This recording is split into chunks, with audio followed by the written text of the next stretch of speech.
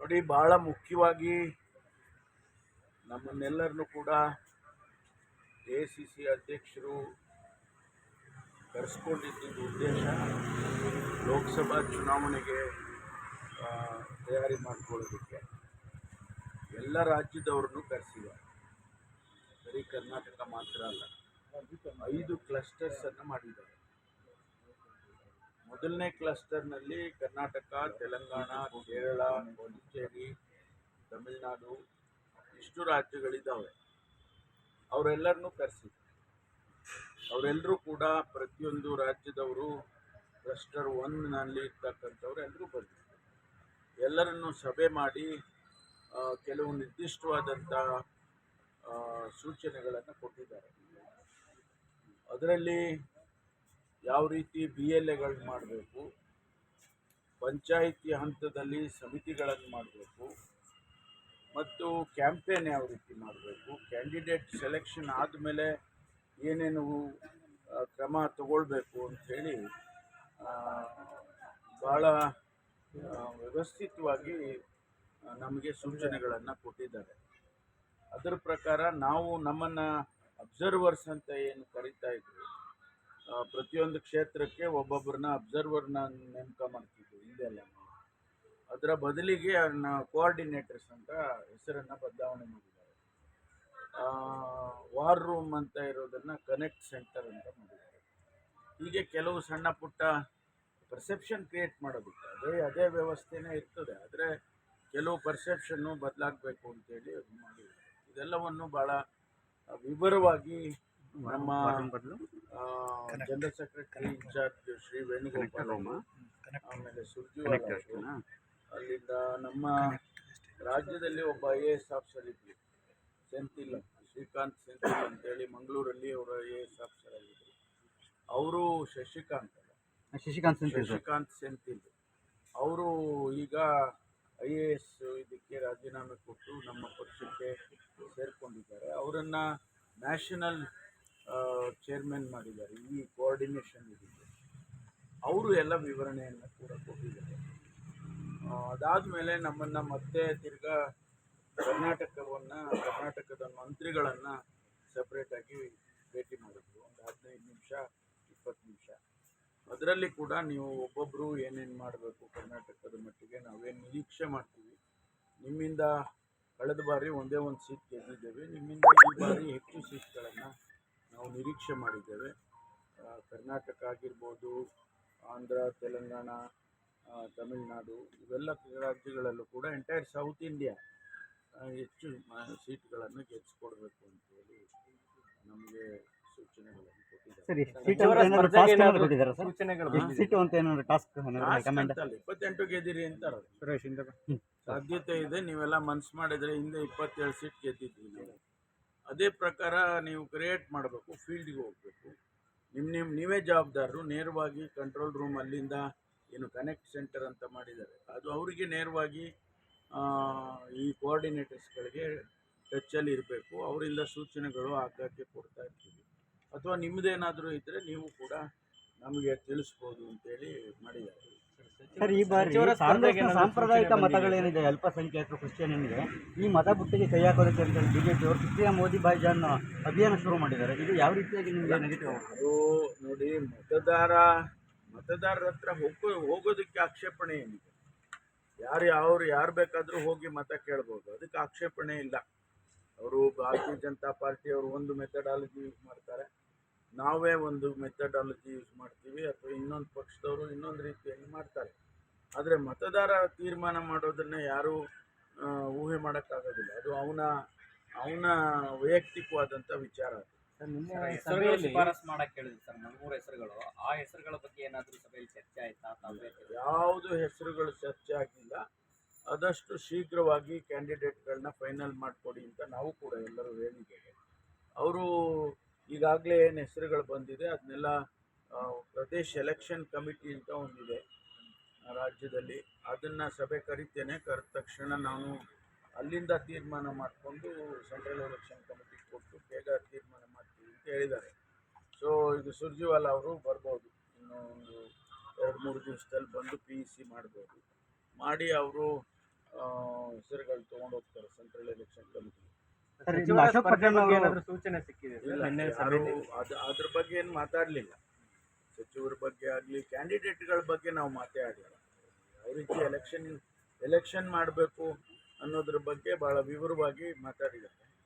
ಕ್ಯಾಂಡಿಡೇಟ್ಗಳ ಬಗ್ಗೆ ಏನು ಮಾತಾಡಿಲ್ಲ. ಸರ್, ಈ ಬಾರಿ ಹೆಚ್ಚುವರಿ ಲೋಕಸಭೆ ಜವಾಬ್ದಾರಿ ತಗೊಂಡ್ಮೇಲೆ ರಾಜ್ಯದಲ್ಲಿ ಅದನ್ನ ಸಭೆ ಕರಿತೇನೆ, ಕರೆದ ತಕ್ಷಣ ನಾವು ಅಲ್ಲಿಂದ ತೀರ್ಮಾನ ಮಾಡಿಕೊಂಡು ಸೆಂಟ್ರಲ್ ಎಲೆಕ್ಷನ್ ಕಮಿಟಿ ಕೊಟ್ಟು ಬೇಗ ತೀರ್ಮಾನ ಮಾಡ್ತೀವಿ ಅಂತ ಹೇಳಿದ್ದಾರೆ. ಸೊ ಇದು ಸುರ್ಜಿವಾಲ ಅವರು ಬರ್ಬೋದು, ಇನ್ನು ಒಂದು 2-3 ದಿವಸದಲ್ಲಿ ಬಂದು PEC ಮಾಡ್ಬೋದು. ಮಾಡಿ ಅವರು ಹೆಸರುಗಳು ತೊಗೊಂಡು ಹೋಗ್ತಾರೆ ಸೆಂಟ್ರಲ್ ಎಲೆಕ್ಷನ್ ಕಮಿಟಿ. ಸರ್, ಇಲ್ಲಿ ಅಶೋಕ್ ಪಟ್ಟಣ್ ಅವರು ಏನಾದ್ರು ಸೂಚನೆ ಸಿಕ್ಕಿದೆ ಸರ್? ಇಲ್ಲ, ನಿನ್ನೆ ಯಾರು ಸಭೆಯಲ್ಲಿ ಅದ್ರ ಬಗ್ಗೆ ಏನು ಮಾತಾಡಲಿಲ್ಲ. ಸಚಿವರ ಬಗ್ಗೆ ಆಗಲಿ ಕ್ಯಾಂಡಿಡೇಟ್ಗಳ ಬಗ್ಗೆ ನಾವು ಮಾತೇ ಆಡಿಲ್ಲ.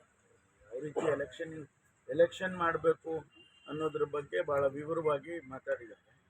ಕ್ಯಾಂಡಿಡೇಟ್ಗಳ ಬಗ್ಗೆ ಏನು ಮಾತಾಡಿಲ್ಲ. ಸರ್, ಈ ಬಾರಿ ಹೆಚ್ಚುವರಿ ಲೋಕಸಭೆ ಜವಾಬ್ದಾರಿ ತಗೊಂಡ್ಮೇಲೆ ಅದ್ರಲ್ಲಿ ವಿಫಲರಾದ್ರೆ ಅವ್ರ ತಲೆದಂಡ ಆಗುತ್ತಾ ಆ ಸೂಚನೆ ಬಂದಿದೆ ಸಭೆಯಲ್ಲಿ? ಅಲ್ಲ, ಆ ರೀತಿನೂ ಹೇಳಿದ್ದಾರೆ. ಅಂದರೆ ಜವಾಬ್ದಾರಿ ನೀವು ಹೆಚ್ಚು ಸೀರಿಯಸ್ ಆಗಿ ತೊಗೊಂಡು ಮಾಡಿ ಅಂತ ಹೇಳಿ ಅದರ ಅರ್ಥ. ಅದನ್ನು ತಲೆದಂಡ ಮಾಡೋದು ಅದೆಲ್ಲ ಅವರಿಗೆ ಬಿಟ್ಟಿರೋದು. ಸರ್, ಈ ಬಾರಿ ಲೋಕಸಭಾ ಚುನಾವಣೆಯಲ್ಲಿ ಸರಿಯಾಗಿ ಟಾಸ್ಕ್ ನಿಭಾಯಿಸ್ತಾ ಹೋದ್ರೆ ಸಚಿವರ ತಲೆದಂಡ ಅಂತ ಹೇಳ್ಬಿಟ್ಟು ಅದೇ ನಾನು ಹೇಳಿದ್ನಲ್ಲ, ಈಗ ಅವರು ಯಾವ ಕ್ಷೇತ್ರದಲ್ಲಿ ಗೆದಿಯೋದಕ್ಕೆ ಸಾಧ್ಯ ಇದೆ ಅಂಥ ಕಡೆ ನಾವು ಸೋತ್ಬಿಟ್ರೆ ನ್ಯಾಚುರಲಿ ಅವ್ರಿಗೆ ಸರಿಯಾಗಿ ಅವರು ಕೆಲಸ ಮಾಡಲಿಲ್ಲ ಅಂತೂ ಏನಾದರೂ ಅವರು ತಿಳ್ಕೊಳ್ಬೇಕಾಗತ್ತೆ ಅನ್ನೋ ರೀತಿಯಲ್ಲಿ ಹೇಳಿದ್ದಾರೆ. ಅದನ್ನು ನಾವು ಕೂಡ ಅಷ್ಟೇ ಸೀರಿಯಸ್ ಆಗಿ ತಗೊಳ್ತೀವಿ. ಅದು CM ಅಪ್ಲೈ ಆಗುತ್ತೆ ಸರ್? ಗೊತ್ತಿಲ್ಲ, ಯಾರಿಗೆ ಅಪ್ಲೈ ಆಗುತ್ತೆ ಗೊತ್ತಿಲ್ಲ.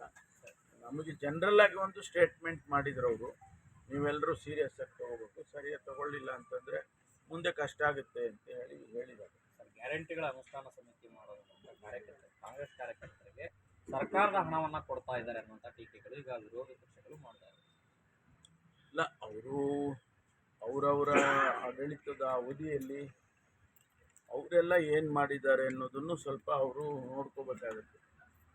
ನಾವು ಕಾರ್ಯಕರ್ತರಿಗೆ ಕೊಡೋದು ಮೂಲಕ ಅನುಷ್ಠಾನ ಏನಾಗ್ತಾ ಇದೆ, ಅನುಷ್ಠಾನ ಕಾರ್ಯಕ್ರಮ ಆಗ್ತಾಯಿದೆ. ಅವ್ರ ಮನೆ ಕೆಲಸಕ್ಕೆ ಕೊಡ್ತಾ ಇಲ್ಲ.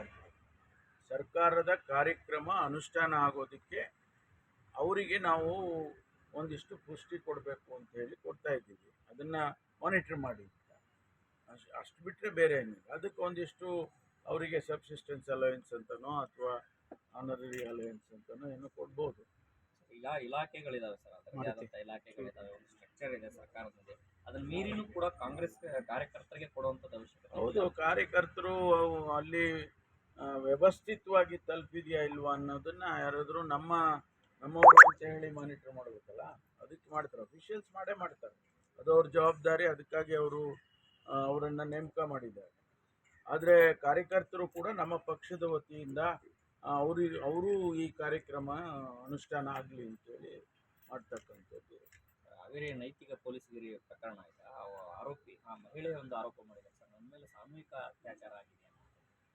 ಇದೆಲ್ಲ ತನಿಖೆ ನಡೀತಾ ಇದೆ. ಅವರು ಮೊದಲೇ ಕಂಪ್ಲೇಂಟ್ ಕೊಡಲಿಲ್ಲ ಆ ರೀತಿ, ಆನಂತರ ಆಫ್ಟರ್ ಥಾಟ್ ಕಂಪ್ಲೇಂಟ್ ಕೊಟ್ಟಿದ್ದಾರೆ. ಅದನ್ನು ಈಗೆಲ್ಲ ಕೆಲವ್ರನ್ನ ಅರೆಸ್ಟ್ ಮಾಡಿದ್ದಾರೆ.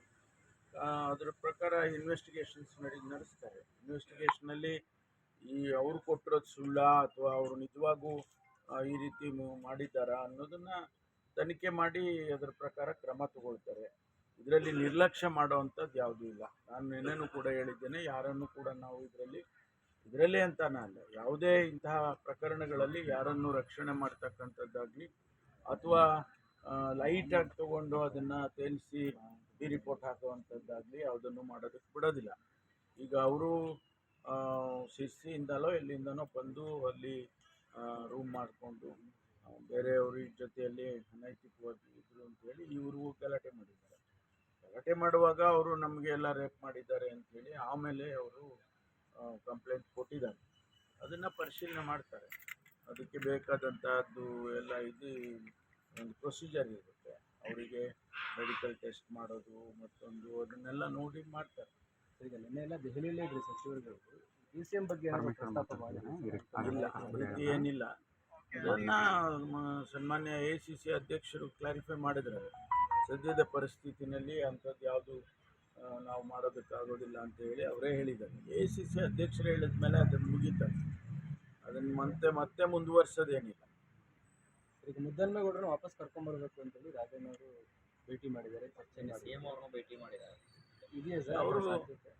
ಅವರು ನನ್ನನ್ನು ಭೇಟಿ ಮಾಡಿದರು, ನಮ್ಮ ಮನೆಗೆ ಬಂದಿದ್ದರು ತುಮಕೂರಲ್ಲಿ. ಅಲ್ಲಿಂದ ಅದಾದಮೇಲೆ ಅವರು ಅಧ್ಯಕ್ಷರನ್ನ ಮುಖ್ಯಮಂತ್ರಿಗಳನ್ನೆಲ್ಲ ಭೇಟಿ ಮಾಡಿದ್ದಾರೆ. ನಾವೆಲ್ಲ ಒಂದು ಒಮ್ಮತದಿಂದ ಒಂದು ತೀರ್ಮಾನ ತಗೊಳ್ತಿದ್ವಿ. ಅವರನ್ನು ಪಕ್ಷಕ್ಕೆ ಬರೋದಕ್ಕೆ ನಮ್ಮದೇನು ತಕರಾರಿಲ್ಲ. ಅಧ್ಯಕ್ಷರ ಜೊತೆ ನಾನು ಮಾತಾಡಿದ್ದೀನಿ. ಅಧ್ಯಕ್ಷರು ಹೇಳಿದರು, ನೀವು ಜಿಲ್ಲೆಯವರು ತೀರ್ಮಾನ ಮಾಡ್ಕೊಳ್ಳಿ, ಪಕ್ಷಕ್ಕೆ ಬರೋದಕ್ಕೆ ಏನು ತೊಂದರೆ ಇಲ್ಲ, ಆದರೆ ಟಿಕೆಟ್ ಕೊಡುವಾಗ ನಾವು ಮಾನದಂಡಗಳೇನಿದೆಯೋ ಅದನ್ನು ಕೊಡ್ಬೋದು, ಅವ್ರಿಗೆ ಕೊಡ್ಬೋದು ಅಥವಾ ಬೇರೆಯವ್ರಿಗೆ ಕೊಡ್ಬೋದು, ಕಂಡೀಷನ್ ಹಾಕಬಾರ್ದು ಅಂತ ಜನರಲ್ಲಾಗಿ ಹೇಳಿದ್ದಾರೆ. ಆದ್ದರಿಂದ ಅವ್ರು ಬರೋದಕ್ಕೆ ನಮ್ದು ಯಾರ್ದು ಒಬ್ಜೆಕ್ಷನ್ ಇಲ್ಲ. ಜಯಚಂದ್ರ ಅವರು ವಿರೋಧ ವ್ಯಕ್ತಪಡಿಸ್ತಾ ಇದ್ದಾರಲ್ಲ ಸರ್, ಅವಶ್ಯಕತೆ ಇಲ್ಲ ಅಂತ. ಅದನ್ನು ನೋಡೋಣ. ಒಬ್ಬೊಬ್ಬರೊಬ್ಬ ಅಭಿಪ್ರಾಯ ಒಬ್ಬೊಬ್ಬರಿಗೆ ಒಂದೊಂದು ಥರ ಇರುತ್ತೆ. ಒಟ್ಟಾರೆ ನಾವು ಪಕ್ಷದ ಹಿತದೃಷ್ಟಿಯಿಂದ ನೋಡಬೇಕಾಗುತ್ತೆ. ನನ್ನ ವೈಯಕ್ತಿಕವಾದ ಅಭಿಪ್ರಾಯನೇ ಬೇರೆ ಇರ್ಬೋದು, ಅಥವಾ ಜಯಚಂದ್ರ ಅವರ ಅಭಿಪ್ರಾಯನೂ ಕೂಡ ಬೇರೆ ಇರ್ಬೋದು, ರಾಜಣ್ಣ ಅವರ ಅಭಿಪ್ರಾಯನೂ ಬೇರೆ ಇರ್ಬೋದು. ಆದರೆ ಪಕ್ಷದ ದೃಷ್ಟಿಯಿಂದ ನಮಗೆ ಒಬ್ಬರು ನಾಯಕ ಮುಖಂಡ ನಮಗೆ ಜೊತೆಗೆ ಬರ್ತಾರೆ ಅಂದಾಗ ನಾವು ಅದನ್ನೇ ನೋಡ್ತೀವಿ. ಪಕ್ಷದ ಹಿತವನ್ನು ಯಾವ ರೀತಿ ಕಾಪಾಡಬೇಕು ಅನ್ನೋದನ್ನು. ಈ ವಿಡಿಯೋ ನಿಮಗೆ ಇಷ್ಟವಾದಲ್ಲಿ ಲೈಕ್ ಮಾಡಿ, ಶೇರ್ ಮಾಡಿ, ಸಬ್ಸ್ಕ್ರೈಬ್ ಮಾಡಿ.